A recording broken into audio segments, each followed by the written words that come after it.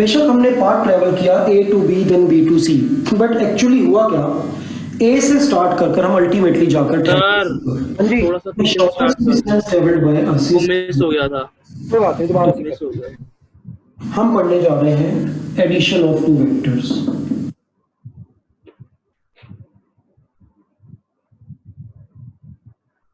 हमने अपनी journey start की पॉइंट A से, हम पहुंचे B पर, फिर B से हम आगे बढ़े और हम पहुंचे C पर।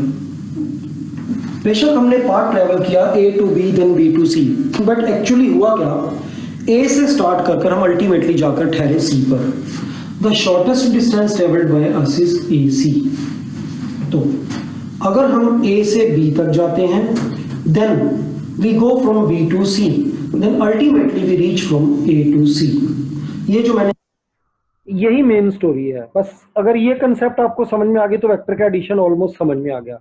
A से B, B से C, पहुंचे कहां से कहां तक, A से C तक। So AB plus BC is equal to AC। ये पॉइंट क्लियर हो गया आपको? Yes sir. आपके सामने लिखा है, this is called triangle law of vector addition.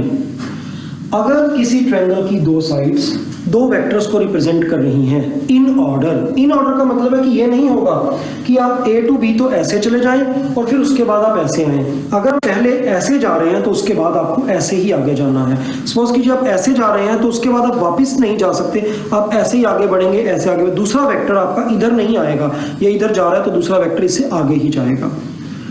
If two vectors are represented by two sides of a triangle taken in order, एक के बाद एक, then their sum is represented by the third side of the triangle, but taken in opposite order। आप ध्यान से देखिए, अगर order को मेंटेन किया जाता तो AB के बाद BC ऐसे गया तो CA आना चाहिए था, बट जो रिजल्ट है वो CA नहीं है, वो क्या है, AC है। अगर दो वेक्टर्स ट्रायंगल की दो साइड्स को रिप्रेजेंट करते हैं एक के बाद एक टेकन इन ऑर्डर, तो उनका सम ट्रायंगल की थर्ड साइड होगा, बट उसका ऑर्डर अपोजिट होगा, उसको उल्टी डायरेक्शन में चलाएंगे। और इस रूल को 6 अलग अलग तरीके से लिखा जा सकता है। उन 6 डिफरेंट वेज में लिखते टाइम आप ये ध्यान रखिएगा कि आपने एरोस पर ध्यान नहीं देना, आपको सिर्फ ये ध्यान देना है कि ट्रायंगल लॉ तभी वैलिड हो रहा है जब ये दो वैल्यूज सेम हैं, ये दो वैल्यूज सेम हैं और इन्हें हटाकर ये रिजल्ट लिख दिया जाता है। आइए देखें इसे 6 तरीके से कैसे लिखा जा सकता है। The first is this way, AB plus BC is equal to AC, BC plus CA is equal to BA। यहां पर भी ये वैल्यू सेम है और रिजल्ट ये आ रहा है। Third one is CA plus AB। बताओ CA प्लस AB क्या होगा? CA प्लस AB,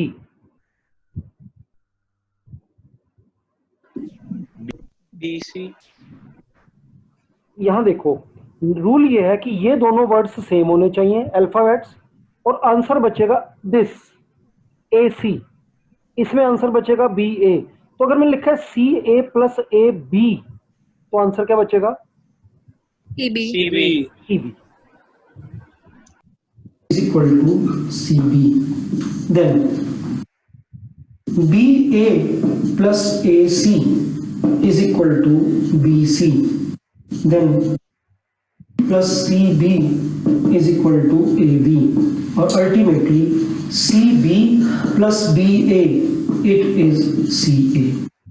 बिना ट्रायंगल को देखना, उसके एरोस पर ध्यान दिए हुए हमने इस ट्रायंगल लॉ को 6 डिफरेंट वेज में, जब मैंने ये डिफरेंट वेज लिखे हैं तो मैंने ट्रायंगल को नहीं देखा, मैंने सिंपली ये देखा कि अगर मैंने CB लिखा है तो इमीडिएटली आगे स्टार्टिंग B से होगी और जो बचा हुआ थर्ड वर्टेक्स है, C और B हो गए, रह गया थर्ड A, तो A आएगा। तो CB और BA में triangle law of vector addition इसलिए लग पा रहा है क्योंकि बीच की दोनों वैल्यूज मैंने सेम लिखी हैं और आंसर बचेगा CA। आपको इस पे स्ट्रेस नहीं देनी, आपको सिर्फ पहली लाइन याद रखनी है। वो क्या कहती है, यहां से यहां तक जाओ, यहां से यहां तक जाओ तो यहां से यहां तक पहुंचोगे। बस वो डायग्राम को देखकर आपको पता लग जाएगा। लिखा ट्रायंगल लॉ दो वेक्टर्स को ऐड करने में काम आता है। ट्रायंगल लॉ की तरह ही इसी से मिलता जुलता या यूं ही वे है इसको लिखने का, जिसे हम कहते हैं पैरेललोग्राम लॉ। पैरेललोग्राम लॉ ये कहता है, सपोज कीजिए इस पॉइंट पर एक फोर्स लग रही है इधर को और दूसरी फोर्स लग रही है तो ये फोर्स कोशिश करेगी इस बॉडी को इधर ले जाने की और ये फोर्स कोशिश करेगी बॉडी को इधर ले जाने की। एक्चुअल में होगा क्या इस ऑब्जेक्ट का, ये ऑब्जेक्ट ना तो इधर जाएगा ना इधर जाएगा, बल्कि ये ऑब्जेक्ट किधर जाएगा देखते हैं। ये ऑब्जेक्ट जाएगा इस डायरेक्शन में। अगर यहाँ पर एक रोटी का छोटा सा टुकड़ा पड़ा है और ये लंबी आर्म है, मान लो 2 चींटियां 2 आंट्स इधर को इसको खींच रही हैं और एक इधर खींच रही है, तो ना वो रोटी का पीस इधर जाएगा ना वो इधर जाएगा, अल्टीमेटली वो इन दोनों के बीच में कहीं जाएगा। तो बीच में कहीं इधर जाएगा इधर जाएगा इधर जाएगा इधर जाएगा, वो बताने के लिए मैं क्या करना है, इन दोनों आर्म्स को मिलाकर एक रफ सा पैरेललोग्राम बना लो। उस पैरेललोग्राम का डायगोनल बीच में से निकलने वाला ले लो, वो हमें क्या बताएगा, रिजल्टेंट, कि वो दैट पीस ऑफ ऑब्जेक्ट, वो रोटी का टुकड़ा जो भी है वो चीज, वो इधर को जाएगी और उसको ये भी नहीं लगेगा कि उसको 2 यूनिट फोर्स लग रही है 1 यूनिट लग रही है, उसको इतने यूनिट की फोर्स फील करनी होगी। अब ये इतने यूनिट कितने यूनिट होगा ये हम अभी कैलकुलेट करेंगे। Forces AB and AC were acting on point A, but A is feeling as if force AD is acting on it. इसको लगेगा कि इसको इसके ऊपर इतने मैग्नीट्यूड की फोर्स एक्ट कर रही है जो ना B के बराबर है ना C के बराबर है, बल्कि उनसे कुछ ज्यादा ही है इस डायग्राम में और इस डायरेक्शन में एक्ट कर रही है। हम यहाँ पर यूं लिख सकते हैं कि AB plus AC is equal to AD।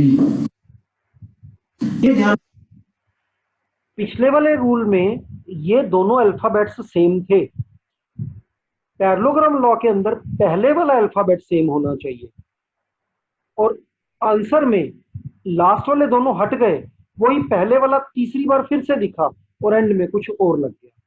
जैसे भी अपने माइंड में कुछ भी हिंदी इंग्लिश में इस चीज को याद कर लेना, जब पैरेललोग्राम लॉ की बात होती है तो स्टार्टिंग के दोनों अल्फाबेट्स आपके सेम होंगे, आंसर में भी वही अल्फाबेट शुरू में आएगा। हाँ, एंड के जो अल्फाबेट्स हैं वो हट जाएंगे, उनकी जगह पर एक नया अल्फाबेट आ जाएगा। डायग्राम से भी बात क्लियर है कि तीनों vector, first force, second force and resultant force, तीनों स्टार्ट कहां से हो रहे हैं, ए से, इसलिए इसकी और इसकी स्टार्टिंग में ए ही आ रहा है। हाँ, पहली वाली फोर्स बी पर एंड हो रही थी, दूसरी फोर्स सी पर एंड हो रही थी और रिजल्टेंट ना बी पर और ना सी पर, रिजल्टेंट इनके अलावा किसी fourth point D E P M पर एंड हो रहा था। इसलिए रूल क्या बना, स्टार्टिंग के अल्फाबेट सेम होंगे, ये दोनों हट जाएंगे, रिजल्टेंट में भी स्टार्टिंग का अल्फाबेट सेम ही रहेगा, एंड में यहाँ पर एक फोर्थ अल्फाबेट लग जाएगा। जब प्रैक्टिकली करेंगे तो ज्यादा समझ आएगा। ये रखना है, ट्रायंगल लॉ लगाते टाइम ये बीच की 2 वैल्यूज सेम होनी चाहिए, पैरेललोग्राम लॉ लगाते टाइम ये दोनों वैल्यूज सेम होनी चाहिए और यही वैल्यू आंसर में भी आएगी, बट यहां पर कोई डिफरेंट वैल्यू आ जाएगी। इस लॉ को स्टेट कैसे करते हैं, अगर 2 वेक्टर्स ट्रायंगल की 2 वेक्टर्स पैरेललोग्राम की 2 साइड से रिप्रेजेंट किए जा रहे हैं, कोई भी 2 साइड नहीं कि एक ये ले लो ये ले लो, 2 बिल्कुल साथ साथ की साइड्स, एडजेसेंट साइड्स। अगर 2 वेक्टर्स को पैरेललोग्राम की 2 एडजेसेंट साइड्स से रिप्रेजेंट करते हैं तो उनका रिजल्टेंट पैरेललोग्राम के डायगोनल से रिप्रेजेंट किया जाएगा। अब डायगोनल भी तो 2 होते हैं, एक ये वाला और एक ये वाला। कौन सा डायगोनल, वो डायगोनल जो इन दोनों वेक्टर्स के कॉमन स्टार्टिंग पॉइंट को इनिशियल पॉइंट में से पास हो रहा है। If 2 vectors are represented by 2 adjacent sides of a parallelogram, then their resultant is represented by the diagonal of the parallelogram. Which diagonal? Passing through the co-initial point of 2 vectors. तीसरा law, parallelogram law की definition बोलते समय मैंने use किया 2 adjacent sides. Triangle में adjacent word क्यों use नहीं किया गया? क्योंकि सर वो ऑर्डर में थी, ये ऑर्डर में नहीं है। कोई और कारण? ये ठीक नहीं है आंसर। मैं इतनी देर में स्टेटमेंट बोलता हूँ, आप सोचना।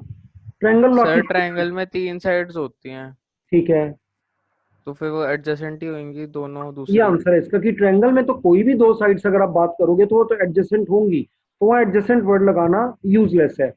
If 2 vectors are represented by 2 sides of a triangle taken in order, then their resultant, their sum is represented by the third side of the triangle but taken in opposite order, idhar nahi idhar.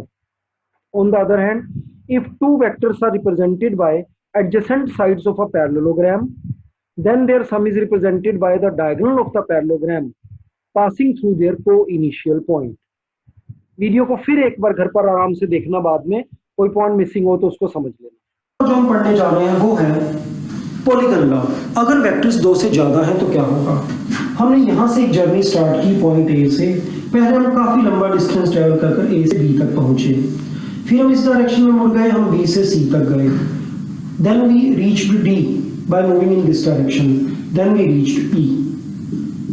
इन सभी cases में direction लगातार बदल रही है और जो magnitudes हैं वो भी अलग अलग हैं, क्लियरली अलग अलग दिखे। मैं इसे थोड़ा और बड़ा कर देता हूँ, लेट दिस बी ए। इस पूरी जर्नी के बाद नतीजा क्या निकला, हम पहुंचे ए से ई तक। ध्यान रखना, ई से ए तक नहीं, स्टार्टिंग कहां से करी थी, ए से ई तक गए। हम यूं कह सकते हैं ए बी, फिर उसके बाद बी सी, फिर सी डी, डी ई। ये हमने डिफरेंट जर्नीज की और अल्टीमेटली हमें रिजल्ट क्या मिला, ए ई। ये पॉइंट्स ट्रायंगल लॉ की तरह ही सेम होंगे और एंड के पॉइंट्स रिजल्ट होंगे। अगर बड़े सारे वेक्टर्स को पैरेललोग्राम की डिफरेंट साइड से रिप्रेजेंट किया जाए, टेकन इन ऑर्डर, एक के बाद एक सेम डायरेक्शन में चलते हुए, तो पैरेललोग्राम को जो बंद करने वाली साइड होगी, क्लोजिंग साइड होगी, वो इन वेक्टर्स का रिजल्टेंट होगी। If some vectors are represented by sides of polygon, मैं गलत बोल रहा था, पैरेललोग्राम नहीं आएगा, this is polygon. If some vectors are represented by sides of a polygon taken in order, then their sum is represented by the closing side of the polygon but taken in opposite order. अगर same order चलता रहता तो E to A आता, फिलहाल क्या है A to E। अगर बड़े सारे वेक्टर्स पॉलीगन की डिफरेंट साइड से रिप्रेजेंट किए जाएं, टेकन इन ऑर्डर एक के बाद एक, तो उनका रिजल्टेंट उस पॉलीगन की लास्ट साइड, क्लोजिंग साइड से रिप्रेजेंट किया जाता है but taken in opposite order. अब आपके माइंड में क्वेश्चन आ रहा होगा कि वेक्टर्स की एडिशन तो हो गई, एक की जगह तीन डिफरेंट लॉज से हो गई, सबट्रैक्शन का क्या होता है। बड़ी हैरानी होगी शायद आपको कि वेक्टर्स में सबट्रैक्शन होती ही नहीं, तो सबट्रैक्शन को फिर डील कैसे करते होंगे। ए से बी तक गए, हम यूं कह सकते हैं देन वी रीच्ड डी होंगे और but taken in opposite order polygon. If some vectors are की तरह ही सेम होंगे और एंड। एक चीज आप नोट कर रहे हो, इस पोर्शन में कौन सा लॉ लगता दिख रहा है तुम लोगों को, ट्रायंगुलर लॉ, फर्स्ट वाला ट्रायंगुलर लॉ। देखा जाए तो ये ए और ये दोनों बी हट गए, ये रिजल्ट कितना बच गया, ए सी। अब ये सी हट गया, रिजल्ट कितना बच गया, ए डी। अब ये तीनों मिलकर बन गए ए डी। ए डी के आगे डी ई आ गया, फिर से ट्रायंगल लॉ लगेगा, डी डी हट गया और रिजल्ट क्या बच गया, ए टू ई। एक तरह से कहा जाए तो ये ट्रायंगल लॉ को ही एक्सटेंड किया गया है। मेनली जो हमारे काम आते हैं वो triangle law and parallelogram law है। पॉलीगन लॉ एकेडमिकली है, मतलब कि इसको आपने याद करना है, पेपर में पूछा जा सकता है, प्रैक्टिकली इसका कोई यूज नजर नहीं आता ज्यादा, क्योंकि ये बना किससे, ट्रायंगल लॉ का एक्सटेंशन। सबट्रैक्शन कैसे होगा वेक्टर्स में, by the closing side of the polygon but taken in। Point में क्वेश्चन आ रहा होगा कि वेक्टर्स की एडिशन तो हो गई, हमें वेक्टर A में से वेक्टर B को सबट्रैक्ट करना है। क्या हम इसे यूं लिख सकते हैं, vector A plus negative of vector B। Result ये निकला कि करनी तो सबट्रैक्शन है, बट यूं कीजिए B वेक्टर का नेगेटिव वेक्टर लेकर उसको A में ऐड कर दीजिए, और ऐड करने का मेथड वही रहेगा जो हमने अभी पढ़ा था, दो वेक्टर्स के लिए या तो ट्रायंगल लॉ और या फिर पैरेललोग्राम लॉ। आइए देखिए कैसे करते हैं। सपोज कीजिए this line is representing your vector A and this line is representing your vector B। पहले मान लीजिए हम फाइंड करना चाहते हैं vector A plus vector B, तो नॉर्मली जो पुराना मेथड है वही, यहाँ से एक पॉइंट लें, इस पॉइंट से पहले वेक्टर A ड्रॉ कर दें। कैसे ड्रॉ करेंगे, जो गिवन वेक्टर है उसके बिल्कुल पैरेलल और जितनी लेंथ वाली एक लाइन। अब इसके अगर आपने ट्रायंगल लॉ लगाना है तो इसके एंड से पैरेललोग्राम लॉ लगाना, तो इसी पॉइंट से वेक्टर B को ड्रॉ कर दीजिए। ये ड्रॉ किया मैंने बिल्कुल इसके पैरेलल और इसके बराबर लेंथ का वेक्टर B, ये A है, ये वेक्टर B है। अगर ऐड करना है तो इस ट्रायंगल को कंप्लीट करिए, this line will give you vector A plus vector B, इन दोनों वेक्टर्स का सम मिल जाएगा हमें। अगर A में से B को, ट्रायंगल और पैरेललोग्राम दोनों एक ही जगह पर लग सकते हैं। अगर आप B को इसके एंड पर लगाते हो तो ट्रायंगल लगेगा, अगर B को यहाँ लगाते और फिर पैरेललोग्राम कंप्लीट करते तो वो पैरेललोग्राम लॉ लगता। आसान कौन है देखने में, ट्रायंगल और पैरेललोग्राम में से? ट्रायंगल।